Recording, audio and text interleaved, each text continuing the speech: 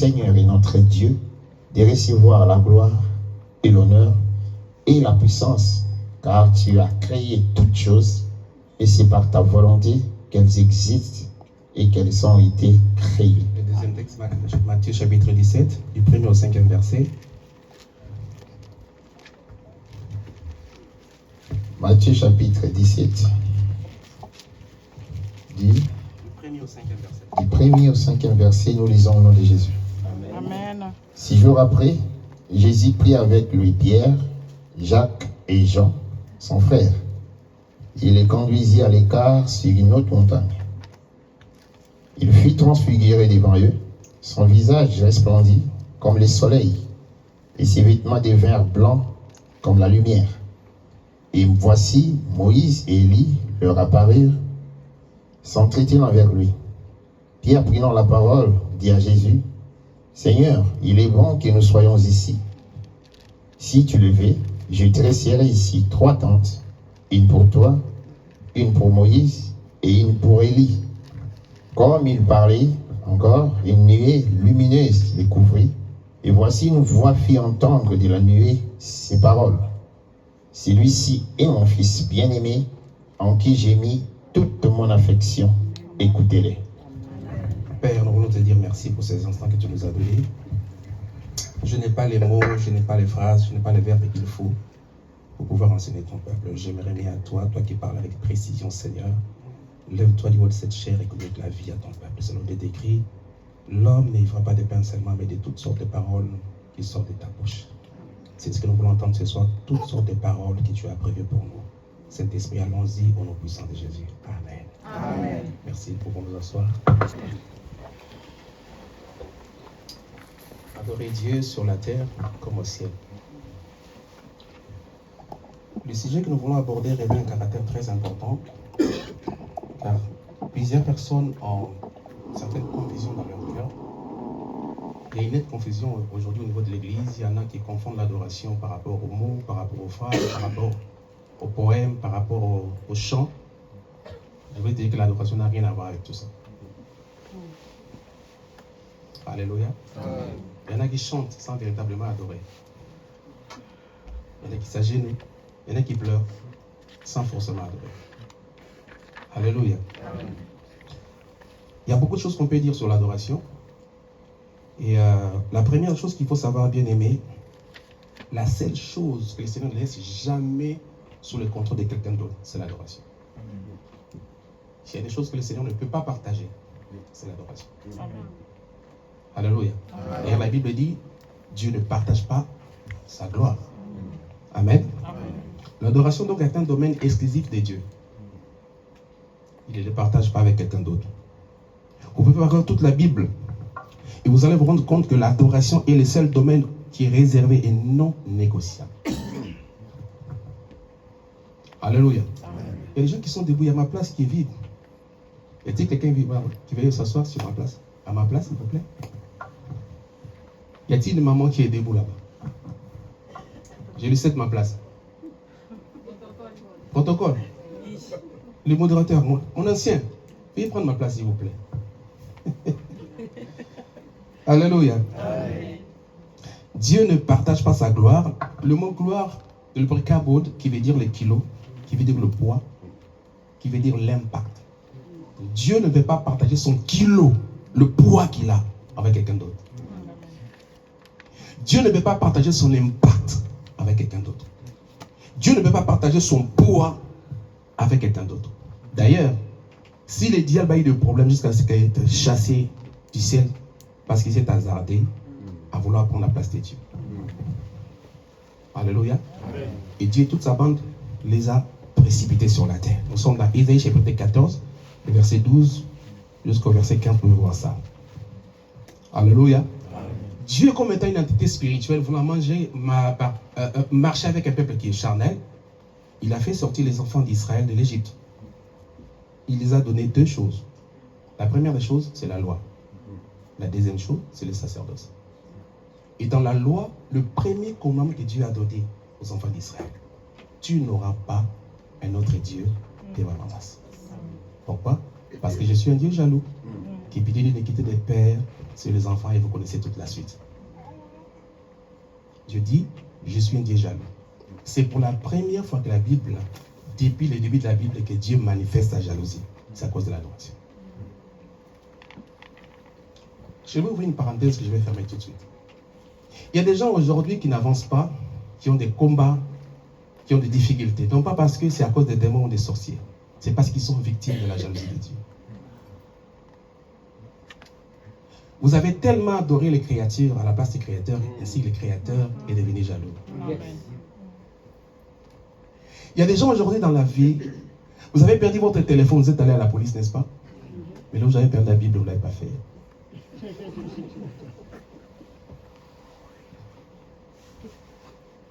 Vous aimez tellement les créatures, vous oubliez les créateurs.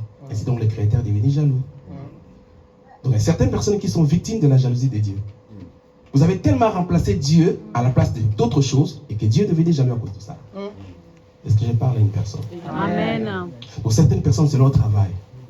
Quand vous dites qu'il y a un travail au niveau de l'église, non, ça là, ce n'est pas mauvais, n'est-ce pas? Mais la Bible dit, tu aimeras l'Éternel ton Dieu de tout ton cœur, de toute ta force, de ton âme. Alléluia, est-ce que je parle à une personne? Amen. Dieu déteste la rivalité. Dieu déteste la rivalité. Il y a beaucoup de choses qu'on peut dire sur l'adoration. Mais je vais donner 3 ou 4 éléments et nous allons continuer après. L'adoration n'a rien à voir avec le mot ni avec les phrases. Car si l'adoration tenait seulement aux mots, alors les sourds-muets n'adoreraient pas Dieu. Et pourtant, dans mon pays, à l'église de Saint-Précieux, il y a une chorale de sourds-muets. Oh, moi, je n'entends rien. Mais celui qui reçoit l'adoration comprend parfaitement chaque mot et chaque sourd-muet. Alléluia. L'adoration va à un niveau beaucoup plus élevé que les mots. J'aime Dieu parce que c'est un Dieu qui reçoit même l'adoration de ceux qui n'ont pas été à l'école. Dieu reçoit l'adoration même de ceux qui ne savent pas lire. Amen. Alléluia. À cause de la disposition de leur cœur. L'adoration n'a rien à voir avec les phrases. Car si Dieu tenait seulement aux phrases, il aurait besoin de poètes. Et au moins ça va guider des phrases. Ils ont de belles phrases. Alléluia. L'adoration n'a rien à voir avec les mots, rien à voir avec les phrases. Ça a un niveau beaucoup plus élevé que celui-là. Je vais donner quelques éléments. C'est ce qu'on appelle l'adoration. La première chose qu'il faut savoir, c'est que l'adoration, c'est une vie. L'adoration, c'est une façon de vivre. Un modèle de vie. Alléluia. L'adoration, c'est une façon de vivre. C'est un style de vie. L'adoration, c'est un mode de vie qui n'a rien à voir avec nos paroles. L'adoration, c'est vivre exclusivement pour faire plaisir à Dieu. Ainsi, donc, quoi que vous mangez, vous travaillez, vous dormiez, vous êtes vous-même une adoration. L'adoration, c'est ce que vous êtes. Ce ne sont pas les mots. Lorsque Dieu vous regarde, il veut que vous soyez une adoration. Écoutez-moi bien aimé, il n'y a aucun mot, aucune phrase que vous pouvez prononcer que Dieu fasse « Waouh, ça je n'avais pas entendu venir ». Dieu ne veut pas être intimidé par nos mots, ni par nos chants, ni par nos phrases. Ce qui intimide Dieu, c'est la qualité de notre vie. C'est comme ça que Paul, parlant en Romains, il dit « Je vous exhorte, par les compassions de Christ, à offrir vos corps comme un sacrifice vivant, saint et agréable. C'est ce qui sera de votre part un culte raisonnable. » Donc lorsque Dieu te regarde, il veut que ta vie soit un culte. C'est ça l'adoration. L'adoration, c'est ton existence, un culte à Dieu. Lorsque Dieu te regarde, il n'a pas à te reprocher. Même si tu es un humain, mais lorsque Dieu te regarde, il va avoir un culte qui lui est agréable. Je vous donne des exemples. Un jour, le diable s'est promené. Alors Dieu le rencontre et dit, d'où viens-tu? Il dit, je viens de me parcourir, de me promener. As-tu remarqué mon serviteur Job? Il dit, oui, je l'ai vu. Il dit, c'est un homme intègre, craignant Dieu et se détournant du mal. Ce sont les 3 dimensions de la sanctification. Amen. Il dit, c'est un homme intègre, craignant Dieu, troisièmement, se détournant du mal. C'est pourtant Job n'était pas un chanteur ni un adorateur. Ce n'était pas une question de chant ni d'adoration. sa vie, c'est un culte. Alléluia. La vie de Job est un culte devant Dieu. Curieusement, Dieu présente celui qu'il aime à son ennemi.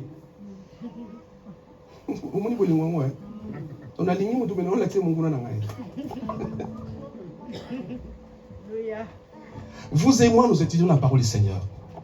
Et le professeur est là. Il est inscrit que pour comprendre un concept biblique, il faut rentrer dans la Bible et voir la première fois où ce concept a été utilisé. C'est avec Abraham, n'est-ce pas?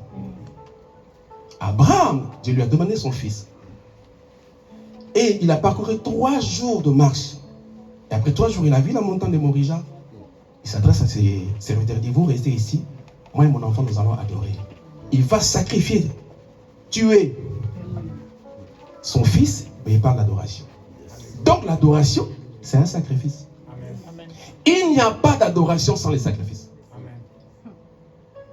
Et lorsque Abraham arrive sur la montagne, Abraham ne chante pas. Abraham n'a pas chanté.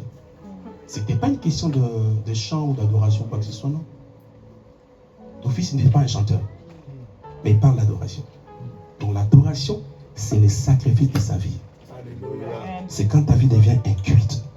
Lorsque Dieu te regarde, il voit un culte. Ainsi donc, tu sors au travail, tu sors à la maison, tu sors au caillou, ta vie est un culte qui plaît à Dieu. Ainsi donc, l'adoration, c'est vivre continuellement pour faire plaisir au Seigneur. Continuellement, exclusivement pour faire plaisir à Dieu. Alléluia. Amen. Que tu travailles, que tu manges, que tu dors, tout ce que tu fais doit rendre gloire au Seigneur. La première chose qu'il faut retenir de l'adoration, c'est ça. Vous avez écrit? L'adoration, c'est vivre continuellement pour faire plaisir à Dieu. L'adoration, ce n'est pas une question, ce n'est pas brancher un téléphone et débrancher après. On ne fait pas l'adoration. On ne monte pas l'adoration. On ne chante pas, mais on est une adoration. Amen. Ce n'est pas une question des lieux, ce n'est pas une question d'un endroit que l'on fréquente. De toute façon, la vie chrétienne de l'adoration, ce n'est pas un culte que l'on fréquente. L'adoration, ce n'est pas une question de dimanche. Il y a certaines personnes qui viennent à l'église, c'est comme si c'est une espèce de téléphone que l'on branche et qu'on débranche le lundi. Donc, il vient à l'église, c'est ici qu'il est adorateur. Mais dès qu'il sort de cette porte-là, il est autre chose. Alléluia. Amen. Ce n'est pas question de l'espace, ce n'est pas question d'une saison, ce n'est pas question d'un lieu. On est une adoration. Quand tu parles avec les gens, tu es une adoration. Quand tu travailles au travail là, tu es une adoration. Même dans ton couple, tu es un culte. Lorsque Dieu te regarde, il apprécie ce que tu es, il apprécie ta personne. Il trouve que tu es une référence, tu as un culte pour lui. Pourquoi? Parce que tu es un sacrifice vivant, saint, agréable à Dieu. Est-ce qu'on peut acclamer le Seigneur?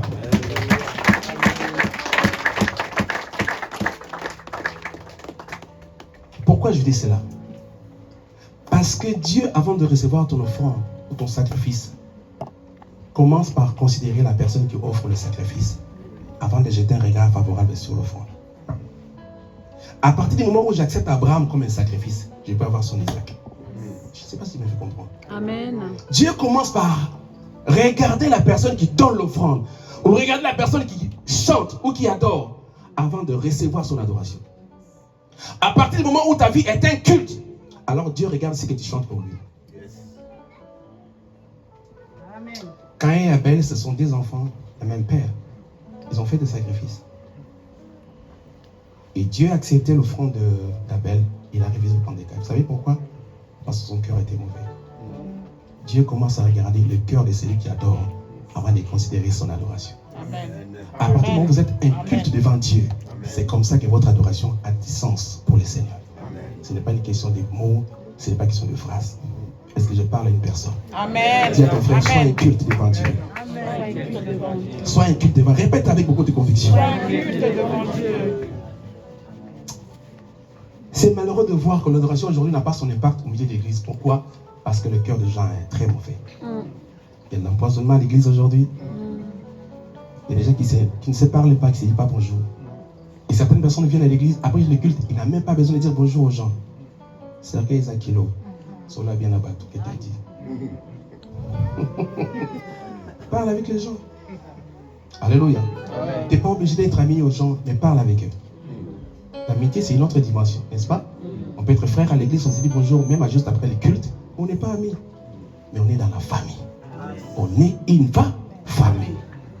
Lorsque Jésus est venu, il est venu pour former une famille. C'est ce qu'on appelle le royaume des sacrificateurs. Alléluia. Soit bien que les gens parlent avec des... Aujourd'hui, on vit dans une génération, je ne comprends pas. Quelqu'un peut prendre son téléphone, parce que c'est son téléphone à lui, c'est parce que son wifi qui le paye. Il commence à parler sur la vie d'une autre personne sans forcément la connaître. Amen. Je ne comprends plus rien. Je ne comprends plus rien.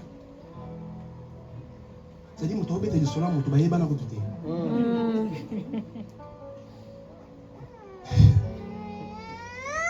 comment voulez-vous que la gloire de Dieu soit au milieu de nous? On ne s'aime pas, on a la haine. On ne s'aime pas. Comment pourrais-tu aimer quelqu'un que tu ne vois pas et ton frère que tu vois, tu ne sais pas l'aimer? Alléluia. Amen. Dieu commence par considérer nos cœurs avant de recueillir notre adoration. Tu peux beau chanter, multiplier les paroles, ça n'intimide pas Dieu. Il n'y a aucune phrase que tu peux prononcer qui puisse intimider Dieu. Dieu, c'est l'intelligence supérieure. Et on a mot qu'on le il y a des gens surtout. Alléluia. Ce n'est pas une question de mots ni de phrases. C'est une question de cœur. La vie chrétienne bien-aimée, ce n'est pas un poste que vous occupez à l'église. La vie chrétienne, ce n'est pas le travail fait pour le Seigneur. C'est de l'intimité qu'il y a au-dedans. Amen. Alléluia. Amen. Dis à ton frère, sois intime de Dieu. La deuxième des choses qu'il faut retenir pour l'adoration, c'est que l'adoration, c'est une relation. Amen. L'adoration est une relation. De la même manière, lorsque deux personnes sont en relation, que ce soit par amour ou par amitié, chaque partie cherche à entretenir la relation. Alléluia. Chaque partie cherche à entretenir la chaleur de cette relation.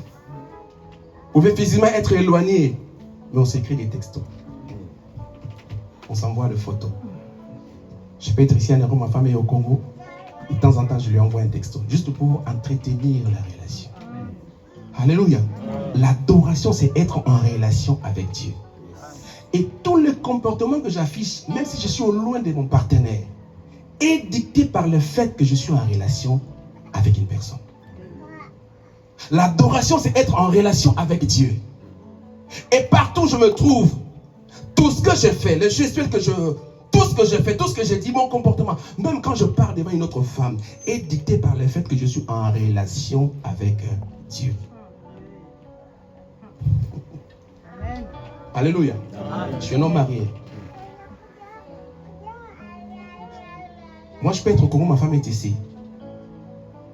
La relation n'est pas seulement relation parce qu'on est ensemble. La relation, même si on est éloigné, n'est-ce pas? Il y a des personnes qui sont ici, mais dont le mari ou la femme se trouve ailleurs. Peut-être au travail à ces moments. Et c'est pourtant que vous êtes séparés? Non. Vous êtes en relation. Et tout ce que vous faites comme mouvement, tout ce que vous dites, vos paroles, vos gestes, tout ce que vous faites est dicté par le fait que vous êtes en relation avec votre partenaire. Et sinon, lorsqu'on est en relation avec une personne, vous ne pouvez pas la blesser. Parce que vous êtes en relation avec cette personne. L'adoration, c'est être en relation avec Dieu. Et vivre consciencieusement sans penser que je appartiens à Dieu. Et sinon, tout ce que je fais, tout ce que je dis, est contrôlé, dicté par le fait que je suis en relation et j'appartiens à Dieu. C'est ça l'adoration. Ce n'est pas parce qu'on n'est pas ensemble que la relation est finie. Non. Venir à l'église, c'est vous connecter à Dieu. Et dès que vous sortez là-bas, vous restez enfant de Dieu. Vous restez enfant de Dieu. Parce que pourquoi? Il y a un mystère quand on est intime de Dieu. Lorsque vous êtes intime de quelqu'un, que ce soit par amour, par amitié, il se passe quelque chose. Car l'intimité produit en vous la ressemblance. Quand on est intime de quelqu'un, forcément la personne à qui vous êtes intime finit par se reproduire en vous. C'est comme ça que lorsque vous parlez avec deux personnes qui sont intimement liées, mais qui ne sont pas ensemble, lorsque vous parlez à la femme, et que quelques temps après vous rencontrez l'homme, vous avez l'impression d'avoir parlé à la même personne. Les Français disent qu'ils s'assemblent, c'est Ressemble. c'est tellement lié à votre épouse. Il y a un problème qui survient à la maison, vous résolvez le problème, votre mari n'est pas là. Mais lorsque votre mari retourne après son travail, oui, c'est que papa est. Voilà ce que j'ai fait. Si j'étais là, j'allais faire la même chose. Ça, c'est les degrés d'intimité. Alléluia. Lorsque vous êtes, surtout dans l'amitié, quand des personnes sont intimement liées par amitié, ils se commencent à se ressembler. Il y en a qui veulent même mettre les mêmes habits. J'ai jamais vu ça. Surtout les femmes, bazarons ma casse. On reprend le Plazara. On appelle la Somba. Elle aime tellement la personne, elle va avoir le même vêtement que la personne. Alléluia. Lorsqu'on est intime de Dieu, on commence à ressembler à Dieu. Lorsqu'on est intime de Dieu, on commence à comprendre Dieu. Vous n'avez jamais compris l'anglais, vous savez pourquoi? Parce que vous n'aimiez pas les professeurs d'anglais. Sauf à côté, on a première 13 heures. Depuis ce temps-là, vous n'avez jamais compris l'anglais. Quand deux personnes sont intimement liées, l'une commence à ressembler à l'autre. Regardez, Moïse monte sur la montagne par 40 jours pour avoir la loi. Lorsqu'il descend de la montagne, il dit que son visage brille. Vous savez pourquoi? Parce qu'il était là au contact de l'animal. Amen. Quand vous commencez à être intime de Dieu, vous commencez à revêtir Dieu. Vous commencez à agir comme Dieu. Vous commencez à parler comme Dieu. Vous commencez à... Tout ce que vous faites ressemble à Dieu. Amen. Vous savez pourquoi? Celui qui prie un Dieu qui brille finira par briller comme le Dieu qui brille. Amen. Celui qui prie un Dieu qui brille finira par briller comme le Dieu qu'il prie. Alléluia.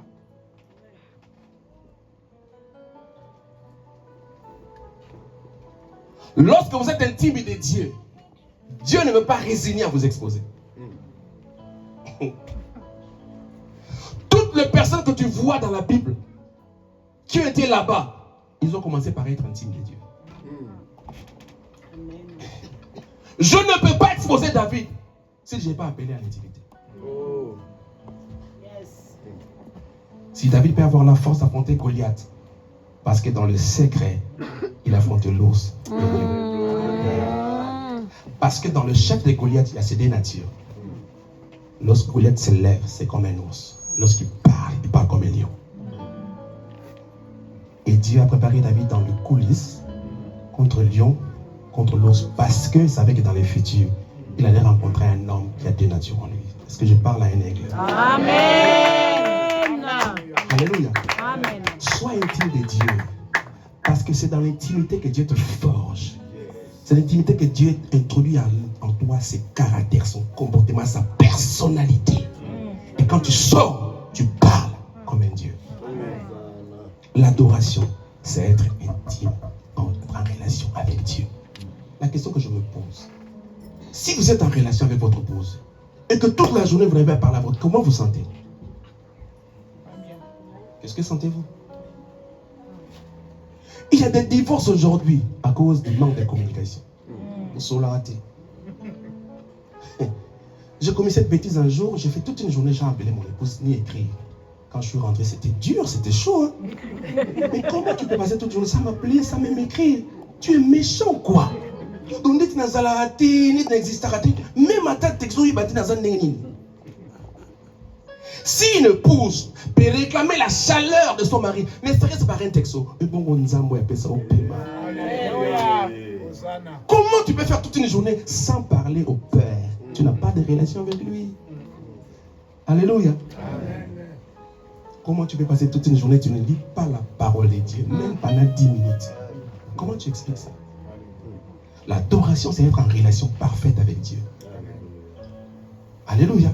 De la même manière, tu souhaites avoir la présence, même si ton mari n'est pas là, mais qu'il soit présent. Même dans moi, c'est à moi audio. Maman, Nabimi, nous avons 12 heures. Et lorsque vous écoutez cet audio, vous êtes apaisé, sachant que mon mari est à tel endroit. N'est-ce pas? Dieu aime qu'on soit intime. Dieu nous préfère dans l'intimité. C'est comme ça. C'est quand même Dieu. Le Seigneur Jésus parle aux disciples. Il dit, lorsque tu veux prier, entre dans ta chambre. Ferme la porte. Pourquoi? Parce qu'il ne veut pas que tu ouvres la porte. Sinon tu entends le bruit de dehors. Qu'est-ce que tu dois faire? Ferme la porte. Il y a des gens qui sont à l'église, mais la porte est ouverte. Tout. Tout. Mais Dieu dit, ferme la porte. Je te veux toi seul. J'ai parlé à ton cœur. Je vais te donner des choses. Je vais me révéler à toi. Mais toi, tu dois faire. Ferme la porte. Il dit, là, prie ton Père. Le mot Père veut dire Abba. Abba veut dire la source. Prie ta source. Et ta source qui voit dans les secrets. Tu vois ce que la Bible dit? Ta source qui est dans les secrets. C'est-à-dire que tout ce que tu cherches en dehors, tu peux le trouver dans les secrets. Amen. Amen. Tout ce que tu désires voir à l'extérieur, ton Père à toi qui est ta source, peut te le donner dans les secrets. Et l'eau a dit, présidence là. Quand on est intime de Dieu, on est enfant de Dieu, il y a des choses pour lesquelles tu ne pries plus. Parce que le Père, le cause intime là, il va pour ça. Alléluia. Il y a des choses quand vous êtes intime à votre mari, vous ne demandez plus, n'est-ce pas? Lorsqu'il regarde, ce qu'il est bébé, hein? Quel salon. N'est-ce pas, maman? Amen. On passe, oui, bien, on est. Oui. Mais non, non. Il faut aller au parc là. Quand on a son barawana. Et il faut changer. Elle n'a pas exposé son problème, mais son intime a remarqué. Et je lève ma main. Puis l'eau comme sous ses manzas mettez na sénamoi. Nous n'avons pas besoin. Puis l'eau comme bananzamba kabelo yango. Amona kaka nengo sana posa na monter. La Bible dit les désirs du juste. Alléluia. Oui, est accordé. La troisième chose qui vous dit l'adoration. L'adoration, c'est parler au cœur de Dieu. Amen. Alléluia. De la même manière que Dieu est jaloux, de la même manière que Dieu ressent certains sentiments aussi. Ah, la pose pas c'est madame le salaire bien digi digi. C'était yaba kakata ni seyo lineti yaba kufamis. Mo sanpa linga kabasumuki. Là il laisse son tourne parce que mo sanpa linga kabasumuki. Seyo. C'était yaba kakata ni seyo lineti yaba kufamis. Netila yo motema na zaeloko opesala na moyo yo butu ebindela ngai obongisela ngai mokili ebebisa ye ozongisela ngai yango il en a tellement besoin. Dieu a besoin de ça. Alléluia. Ana poso yebise makambo esako tikiti wana ana posa nango. David dit comme une biche soupire après les courants. Ainsi mon âme a son Dieu. Alléluia. Une biche ne peut pas s'en passer d'eau. Il est comme une biche soupire, c'est-à-dire qu'elle ne m'a pas la table à comme mille. Parce que sa vie en dépend. Ainsi mon âme a son Dieu. Seigneur, je ne peux pas vivre sans toi. Je ne pourrais pas. Je ne pourrais pas. Quand il y a 40 ans, bon, il y a des gens qui ont la mise. Aussi, quand on a vivre. La messe qu'on vit dans la main, il y a beau. Dieu a besoin de ça que tu dises des paroles. Et ça les passe. Et ça les lignes. C'est ça aussi l'adoration. Alléluia. Maintenant, regardez ce qui se passe dans les textes que nous venons de lire dans l'Apocalypse. L'Apocalypse a été écrit par l'apôtre Jean. C'était le dernier apôtre de Jésus. Lorsqu'il y a eu persécution, Jean a fui dans une île qu'on appelle l'île de Patmos. L'île de Patmos était une île, c'était également une prison. Et pendant son séjour pénitentiaire, c'est comme ça que Dieu va commencer à révéler des visions à Jean. Et le passage que nous avons lu, c'est l'un des tableaux d'une vision qu'il a reçue pendant son séjour en prison. Alléluia. Dieu lui montre un trône, et sur ce trône, quelqu'un est assis. Il voit tout autour de ce trône 24 autres trônes sur lesquels 24 vieillards assis. Lorsqu'il regarde, il trouve que chaque vieillard a une couronne sur sa tête. Assis sur son trône, mais tout autour du trône des dieux. Amen. Alléluia. Souvent j'ai lu ces textes, mais je n'avais jamais compris. Jusqu'à ce que le Seigneur ouvre mes yeux spirituels pour que je comprenne. J'ai dit, Seigneur, qu'est-ce que tu veux dire? Le Seigneur me fait comprendre que dans la vie, chacun de nous a un trône. Amen. Chacun de nous a une couronne. Et chacun de nous a une gloire. Ce sont des choses pour lesquelles tu frappes la poitrine. C'est son trône, c'est sa couronne, c'est sa gloire. C'est son trône, c'est sa gloire, c'est sa couronne. Ben, moi, je suis 5 fois diplômé en France. Hein. Ben, je suis diplômé en France. Et puis, moi, je travaille. Moi, je fais pas le caillou, je travaille au bureau. C'est son trône, c'est sa gloire, c'est sa couronne. Mais Seigneur, qu'est-ce que tu veux dire par là? Il dit, chacun de vous sur la terre, vous avez vos trônes, vous avez vos couronnes, vous avez votre gloire. Mais les vieillards, ce qu'ils font, au-delà de tout ce qu'ils ont comme couronne, gloire et tout, ils jettent leur couronne. Alléluia. Ainsi donc Dieu me dit, chaque enfant de Dieu doit être un vieillard. Amen. Un adorateur doit être un vieillard. Quand j'ai demandé à Dieu, mais Seigneur, pourquoi tu dis ça? Dit, regarde, celui qui est assis sur le trône, c'est le vieillard des vieillards. C'est l'ancien des jours. Et si les vainqueurs te disent, non, on ne peut pas, nous ne pouvons pas nous asseoir au moment où celui qui est élevé au-dessus de tout est assis sur son trône. C'est lui qui mérite de s'asseoir. Nous, ce que nous devons faire, c'est prendre tout l'objet de notre gloire et jeter à ses pieds pour dire, Seigneur, nous sommes ce que nous sommes grâce à toi. Si j'ai la voiture, c'est grâce à toi. J'ai les documents, c'est grâce à toi. J'ai la maison, j'ai les enfants, j'ai les mariages. Tout ce que j'ai, c'est grâce à toi. Et je les jette à tes pieds parce que c'est toi qui mérites la gloire. Moi, je ne suis rien du tout. Alléluia. Je dis, Seigneur, qu'est-ce que tu veux me dire? Il dit, un vieillard, c'est l'âge de la dépendance. Alléluia. Quand on est vieux, on dépend de ses enfants. On n'a plus la force. Un vieillard, Jésus disait à Pierre, il y en a qui tu es jeune, tu peux mettre ta ceinture. Mais quand tu seras vieux, quelqu'un d'autre te descendra. Un vieillard bien-aimé, c'est celui qui dépend complètement de Dieu. Toute sa vie, il avait l'indépendance de Dieu. C'est ça un vieillard.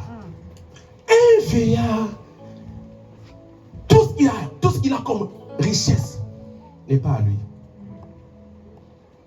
Ah, Coco n'a dit ça. Je suis allé voir ma grand-mère, je lui ai dit, Coco, on a besoin de $20. Je ne savais pas qu'il avait $20. On tient fort l'eau.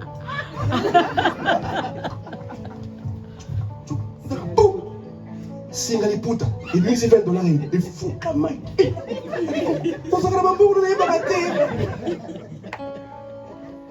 Il n'a que faire de la vie. Dieu me dit, un enfant de Dieu, un adorateur, doit être un vieillard. Il n'a que faire de la vie. Il met sa modèle à séquence, ça non. Mon micro va tuer la micro talent mon laïa, il y a Sarah. Ah bon, ça n'a pas dans ce texte, c'est un vieillard. Si tu vis ta vie comme un vieillard, Dieu te bénira. Un vieillard qui peut nous parler de la mode. Oh, micro, musique et bimi à mode.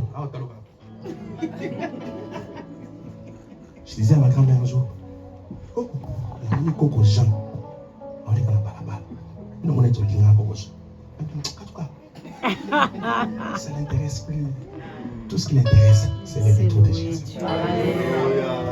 Un adorateur ne s'occupe plus de ce qui est dans le monde. C'est comme ça que Jésus ferme la porte. Je te veux toi en intimité, seul à seul. Un vieillard dépend de Dieu. Et tout ce qui se fait dans le monde ne l'intéresse plus.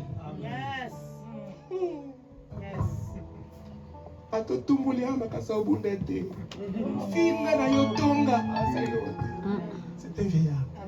C'est son Dieu qui le défend. C'est son Dieu qui combat à sa place. C'est son Dieu qui s'élève pour lui. C'est pourquoi la Bible dit garde le silence. Moi l'Éternel. Je suis allé assister à un concert de Gaël à Bruxelles. Je suis venu un tout petit peu en retard parce que je devais intervenir quelque part. À mon arrivée, il y avait beaucoup de personnes. Il y avait presque plus de salles. Plus de place à l'intérieur de la salle. Et quand je rentrais, j'avais une score de gens qui étaient tout autour de moi. Il y avait une soeur qui m'a dit, Papa Maurice, Papa Maurice. Et Elle voulait rentrer précipitamment à Pékissier. Hey! Akanga frère wana bonako. Monio. Oui, dans la zone. La colle de papa pasteur. Monio, conseil, Olisoria. Ah, où t'as vu ça? Police dans Kabulabis. Ça fait là-bas. Police dans Kabulabis. Et moi j'étais là, maman, oui, quoi, doré, maman. Tiens! À tout le monde, il y a un vieillard a tout provoqué. C'est son Alléluia. père. Amen. Alléluia. Amen. Dieu me dit, sois un vieillard. Dis à ton frère, sois un vieillard. Sois un vieillard. Alors je pose la question, Seigneur, mais pourquoi ils sont au nombre de 24? Il dit, mais parce que vous avez 24 heures dans la journée. Alléluia. Vous avez 24 heures dans la journée. Le lundi, tu es un vieillard. Le premier, tu es un vieillard. Le 2, le 3. Vous avez 24 heures. Donc c'est à 1h du matin, tu es un vieillard. Il y a 2 heures, tu es un vieillard. 3 heures, 4 heures, 5 heures, 6 heures. Tu n'as 24 heures. Tu es un vieillard. Tu n'es pas enfant de Dieu seulement ici. Tu n'es pas adorateur ici. Quand tu sors de cette porte-là, tu restes enfant de Dieu. Quand tu es à la maison, tu es adorateur. Quand tu sors au travail, partout tu es. En tout temps et en tout lieu, tu es un adorateur. C'est ça être adorateur. L'adoration, ce n'est pas venir au culte et rentrer tel que tu es. Non, non, non. C'est-à-dire, on ne vient pas adorer, mais on est une adoration. Lorsque tu es un adorateur et que tu es un vieillard par sur quoi? Tu es quelqu'un qui vit sur la montagne. Lorsqu'Abraham est allé avec son fils sur la montagne, au lieu de tuer son fils, Dieu a fait apparaître un bélier. C'est ce qui s'est passé sur la montagne. Dans Matthieu chapitre 17, la Bible dit, Jésus prend Jacques, Jean et Pierre, monte sur la montagne. Quand on est adorateur, on a une vie de montagne.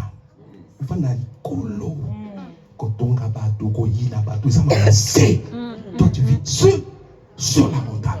Alors lorsqu'on vit sur la montagne, il se passe des choses. Arrivé sur la montagne avec les apôtres, la Bible dit que Jésus fit changer. Il a commencé à briller. Même son vêtement est devenu tellement éclatant. Quand tu vis sur la montagne, la première des choses, tu vas changer. Amen.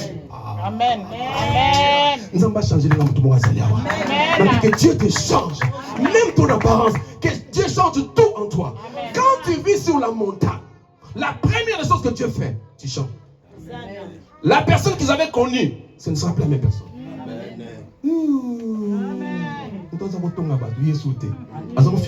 Parce qu'il vit sur la montagne. La deuxième des choses, la Bible dit, Élie est apparu, Moïse également est apparu. Moïse Moutakala. Élie Moutakala. Et Pierre a vu ça. Je dis, mais Pierre, comment? Tu n'as pas vécu dans la même période que eux. Comment tu peux savoir ça? C'est son cœur d'adorateur. Il a partagé tellement l'atmosphère avec le Seigneur. Il a ouvert les yeux. Alléluia. Et quand tu vis sur la montagne, mais l'eau batame kobiba. Amen. Amen. Amen. Je dis, lorsque tu vis sur la montagne, les choses qui sont cachées pour toi est obima. Je lève ma main ce soir comme un homme de Dieu. Je déclare la vie dans l'eau et batama et pima. Amen. La Bible est batama et pima. Oh, nyoso mukile bombe la yo ebima pokwa lelo. Oh, nyoso sata na bombe la ebima na pokwa lelo. Oh, nyoso ba demo ba soa ebima na pokwa lelo. Que ce qui est caché, sa richesse, et la richesse na yo, et la bana na yo, et la libana na yo, et la nyoso zo pa nzambe. Tika na pokwa lelo nzamba bimisa. On peut ça maintenant tika na ke. Alléluia. Que ce qui est caché dans ta vie, à cause du fait que tu montes sur la montagne, puisse apparaître. Amen. Amen. C'est comme ça que Pierre disait, Jésus, c'est toi là. Celui-là c'est qui? Élie et Moïse. Dressons 3 tentes. Ils sont devenus 4. Bah, combien déjà 4? Abibo Sali. Il fallait qu'ils disent dressons 4 tentes. Non, mais Pierre aimait tellement Jésus. Pierre pouvait dire à qui irons-nous, c'est toi qui as les paroles de la vie. Alléluia. Il aimait tellement le Seigneur. Un jour Jésus pose la question, mais qu'est-ce que les gens disent que je suis? Et les réponses ont commencé à bondir. Et vous, qu'est-ce que vous dites que moi je suis? C'est Pierre qui l'évade de toi. Il dit, moi c'est toi, moi c'est toi, moi c'est toi. Il dit, Dieu est Christ, le Fils de Dieu. Alléluia. Le roi de Dieu. À cette époque-là, il n'y avait pas encore la Pentecôte. Comment Pierre a su que Jésus c'était le Christ? Le roi qui est loin. Son cœur aimait Jésus. Entre ceux qui aiment Dieu et les gens que Dieu aime, ils ne reçoivent pas les mêmes bénédictions. Alléluia. Bato nzamba linga, na bato balinga nzambe. Bazwa eloko moko te. Amen. Amen. Amen. Jésus aimait Jean beaucoup, mais Pierre aimait Aimez Jésus. Jésus. Tala ce que l'on va tirer là-bas. Il va tirer l'Apocalypse. Parce que l'on ici, la vision, la maman bango. Fils, voici ta mère. Mais à Pierre, on a dit, tu es Pierre. Sur cette pierre, C'est je ce que Pierre. bâtirai mon église. Je bâtirai mon église. Et les portes de ces jours de mort. Alléluia. Amen. Amen. Amen. C'est comme ça qu'un jour, Pierre et Jean voient un paralytique. Il dit, nous n'avons rien à te donner. Mais c'est que Dieu. Amen. Nous n'avons rien. Ils sont badés tout d'abord. Jananga, toi les lotis. Mais Obapesanga. C'est-à-dire qu'on avait tout. Nzamba peso makambo bateso. Nzamba peso makambo bayoka. Alléluia. Pour terminer. Et la lumière disparaît, la lumière vient, apparaît, et puis il voit ses filles en temps du ciel. Quand Jean disparaît, Élie disparaît, Moïse disparaît, Jésus était seul. Alors la lumière lui couvre. Il dit, celui-ci est mon fils bien-aimé. Amen. En qui j'ai mis tout mon Affection. La Bible dit, écoutez-les. Maman, suppose via. Donc il est où? Alléluia. Alléluia. Na bidu nyonso na se na moi ezala na matoi soko vanda likolo ngomba mokili koyoka Amen. nzembe kosala na tu asele eyebami na bari. Je lève ma main ce soir. Oyo nyonso eza na matoi eyoka yo. Oyo na maintenant bien yoka yo. Babi bongo yoka yo, bana ba yoka yo, promotion yoka yo, richesse yoka yo, élévation yoka yo, pensée yoka yo. Mutama na soma sawa. Na bidio se yoka yo, bana ba yoka yo, promotion yoka yo, mikande yoka yo, bandako yoka yo, bandako yoka yo, richesse yoka yo, yoka yoka yo. Moko yesa nini? Hey yoka. Mutama na soma na mutama sa kote.